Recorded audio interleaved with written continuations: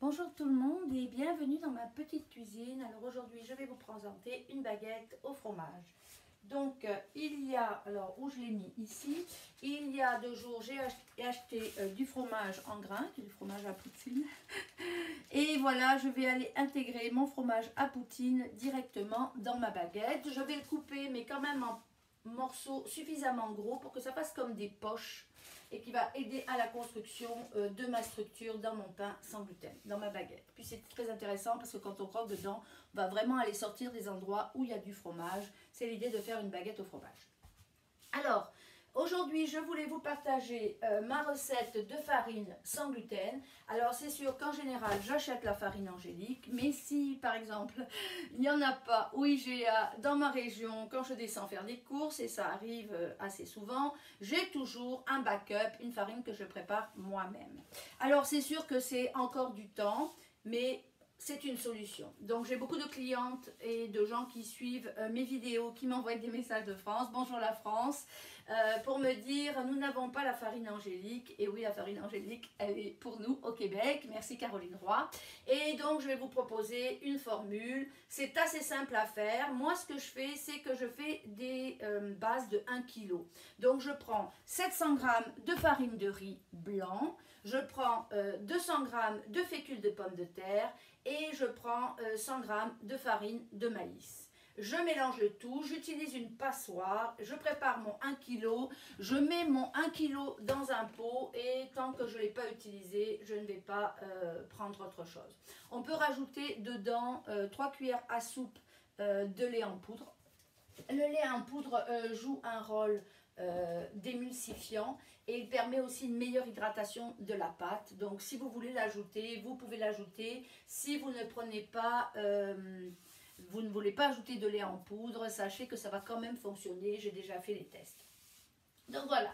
Donc pour la baguette, nous allons aller prendre 200 g de notre farine préparée, ou sinon, ne vous inquiétez pas, je mettrai la recette dans la vidéo en lien. Donc on va aller prendre 200 g de farine préparée ou 200 g de farine achetée. Vous avez une farine sans gluten dans laquelle vous avez confiance, vous pouvez l'utiliser. Donc j'ai mis mes 200 g de farine déjà dans mon bol. Alors j'ai toujours une petite balance et comme j'avais expliqué dans la première vidéo, j'utilise la balance parce que suivant les farines que vous achetez, j'ai fait des tests sur plusieurs farines sans gluten au Québec. Et vous pouvez réaliser qu'à poids égal, vous n'aurez pas le même nombre de tasses parce que la farine ne va pas occuper le même volume. Donc si vous voulez rester dans des poids, il est préférable d'utiliser une balance. Bon, moi j'utilise souvent une balance. Donc j'ai mis mon 200 g de farine et là je vais aller mettre 50 g de farine de maïs. Donc de fécule de maïs. Donc ça fera 250 g. Donc on va aller le peser. Et ça c'est indépendamment de votre première recette. Donc je vais allumer ma balance. Aujourd'hui j'ai décidé de faire de la boulangerie. Ça va être boulangerie toute la journée. J'ai plusieurs idées en tête. Donc aujourd'hui je fais une journée boulangerie. J'attends qu'il y ait moins de moustiques dans les Laurentides pour ressortir. 48, 50. Alors l'intérêt de balance comme ceci, c'est qu'on arrive à être quand même très précis et donc on arrive à obtenir des résultats très reproductifs. Donc j'ai mélangé mes deux. Voilà. Bon, la farine souvent, la fécule de maïs, souvent elle colle. Donc j'irai mettre mon liquide après dedans. Alors, ensuite, j'ai mis 200 ml d'eau à chauffer. Il faut que l'eau soit tiède. Vous pouvez prendre votre doigt. Si vous ne vous brûlez pas, vos levures ne se brûleront pas. Je vais aller prendre ma cuillère à mesurer et mesurer 1,5 cuillère de levure. Alors, je fais toujours ma levure dans de l'eau tiède. Je la réactive. Comme c'est une levure que j'achète en grosse quantité, je veux toujours vérifier avant de l'utiliser qu'elle est toujours bonne. Donc, je vais la laisser comme ceci. Voilà. Alors, souvent, je vais lui mettre un tout petit peu de farine. Voilà.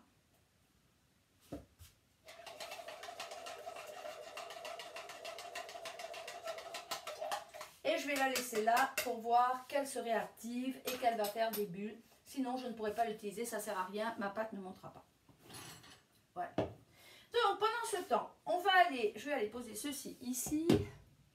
Et je vais aller utiliser mes graines. Alors, j'utilise 4 cuillères à soupe de graines. Alors, cette fois-ci, j'ai décidé, je change toujours les graines que j'utilise. Donc, j'ai mis 2 cuillères à soupe de graines de chia. Et j'ai décidé de mettre 2 cuillères à soupe de graines de citrouille. Je les ai mis dans mon mixeur. Et je vais aller mixer.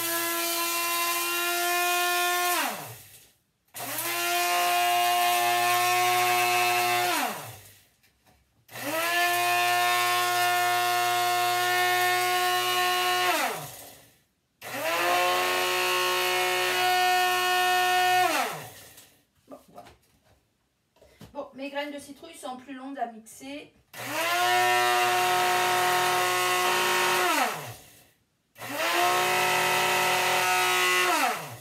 J'aurais pu sortir mon bol à farine de Vitamix, ça aurait été beaucoup plus long, mais c'est pas grave. Alors, j'ai décidé aussi d'utiliser aujourd'hui un peu de plantain. Je réutilise, je cueille chaque année à l'automne les graines de plantain. Vous mettez les graines que vous voulez. Donc là, j'ai la nouvelle saison qui arrive de graines. Donc je vais finir mon stock. Moi, je vais aller mettre une petite cuillère de graines de plantain. Et elles, je ne les mixe pas. Mais c'est un élément qui est facultatif. Donc, on va aller prendre nos graines. Alors, bien sûr, si vous n'avez pas de mixeur, vous pouvez toujours utiliser le mortier et aller directement moudre vos graines. Ne pas acheter de graines déjà moulues est toujours préférable de les moudre au dernier moment. Donc, je vais aller mettre mes graines. Voilà. Je vais aller mettre une cuillère à café de sel. Alors, j'ai toujours mon mesureur. Alors là, comme j'utilise du gros sel de Guérande, j'ai été le mixer directement, le piler dans mon mortier pour ne pas le laisser en gros sel. Donc, je mets une cuillère à café de sel. Oh, je change toujours les sels. J'aime ça, changer les sels. On va aller mettre de l'huile d'olive. Prenez de l'huile d'olive de qualité. Moi, c'est de l'huile d'olive que j'ai ramenée de Grèce. Il m'en reste encore, mais c'est la dernière bouteille. Donc, on va mettre une cuillère à soupe d'huile d'olive. Voilà. Une cuillère à café de sel. On a mis les graines. Voilà. Je vais reboucher au fur et à mesure pour pas me mélanger. Voilà. Donc là, on va aller remuer. Ah oui, alors j'avais mis, c'est ça que je cherchais. Ici, j'ai mis 200 ml d'eau tiède. En fait, dans la recette, la dernière fois, je vous avais mis 250 ml. Mais c'est juste parce que ce matin, j'ai passé mon kéfir. Et donc, j'ai un 50 ml de petit lait. Et je ne vais pas me priver de mettre mon petit lait de kéfir de ce matin directement dans mon pain. Si vous n'en avez pas, c'est pas grave. Vous mettez directement 250 ml. Donc, je vais aller mettre mon petit lait. D'abord, je vais aller mettre ma levure. Alors, on voit que ma levure mousse. Donc, si elle mousse, c'est qu'elle est efficace. Donc, je vais aller mettre ma levure. Et je vais aller mettre 50 ml de mesuré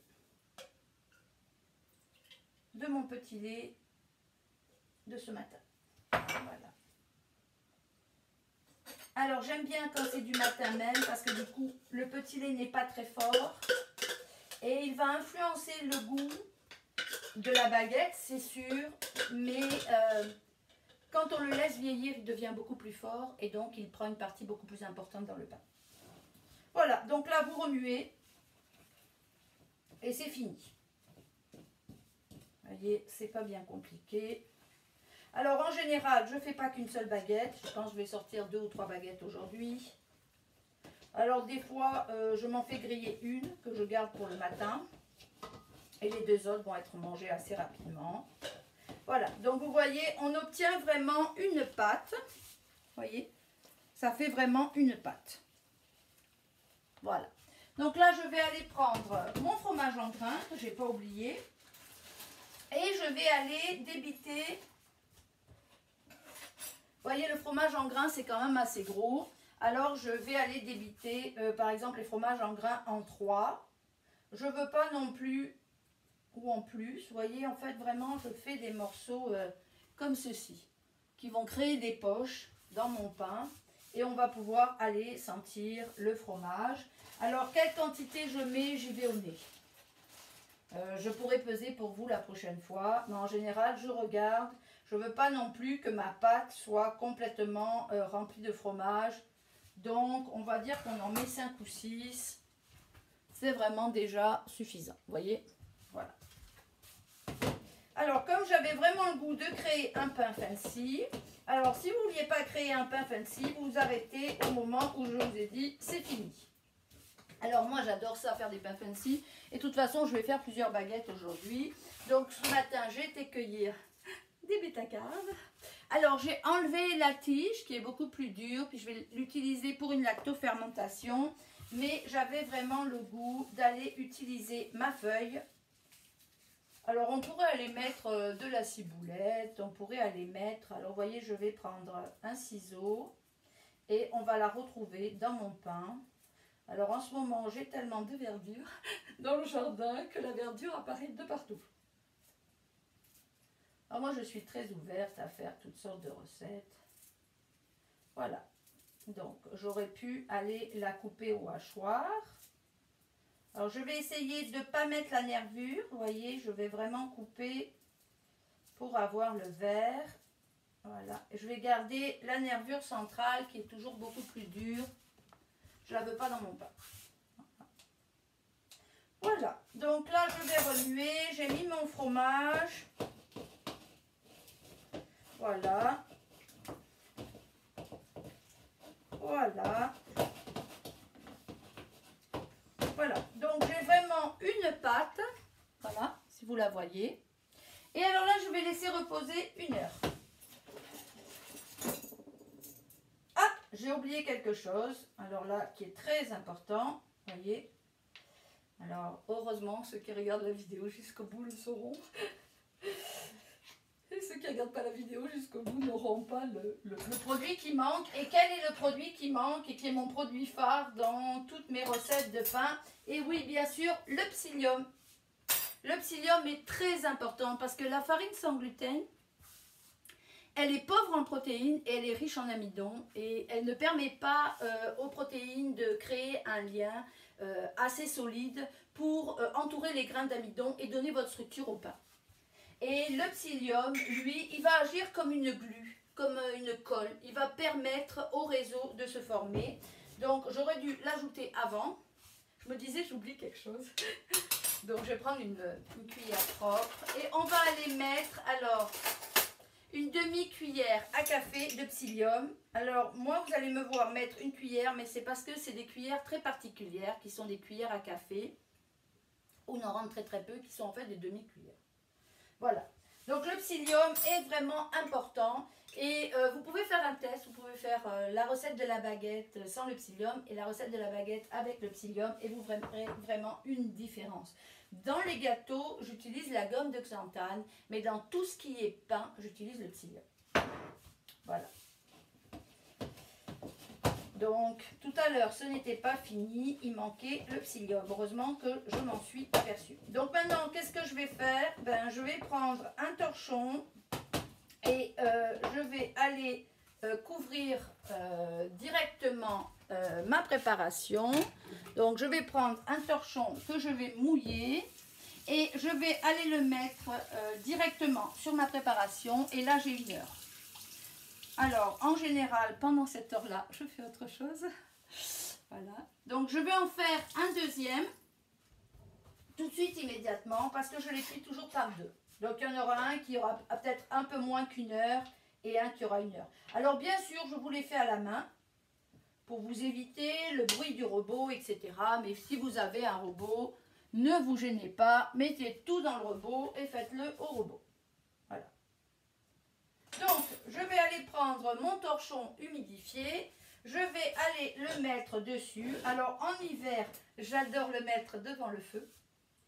Alors, par les températures et les canicules que nous avons en ce moment, on oublie le feu. Donc là, ça va aller dans mon four. Comment je procède? Je mets mon four au plus bas, je le fais 3 minutes et ensuite je l'éteins. J'allume ma petite lumière, je vérifie que c'est pas chaud à l'intérieur. Si je ne me brûle pas, ma pâte ne se brûlera pas. Et je vais aller le mettre dans le four. Pourquoi je le mets dans le four? C'est parce que dans le four, il n'y a pas de courant d'air. La température est toujours la même et j'ai mis un peu d'humidité avec mon torchon. Vous pourriez très bien aller mettre un bol d'eau à côté. Moi, ma grand-mère mettait un torchon sur ses pâtes à pain, donc je mets un torchon sur mes pâtes à pain. Voilà, donc là, c'est fini. Alors, je vous mettrai une photo de la baguette une fois qu'elle est faite. Une fois que ça a monté 1 heure, j'utilise ce genre de moule pour faire ma baguette. Alors, les gens vont me dire, Claudia, où c'est que tu trouves tes moules? Faites juste une petite recherche. Moule à baguette, vous en avez un peu partout au Québec. Vous pouvez aussi les commander en ligne. Alors, au début, j'avais acheté un 2. J'avais acheté d'occasion à une amie qui retournait en France. Par la suite, je me suis acheté un 3. Pourquoi un 3? J'aime beaucoup parce que je mets une baguette ici et mes baguettes ne se collent pas. Quand j'utilisais le 2, bien souvent, les baguettes vont monter beaucoup et vont se toucher. Ou sinon, il faudrait que je fasse de plus petites baguettes, mais ma proportion donne une belle baguette que je rentre ici.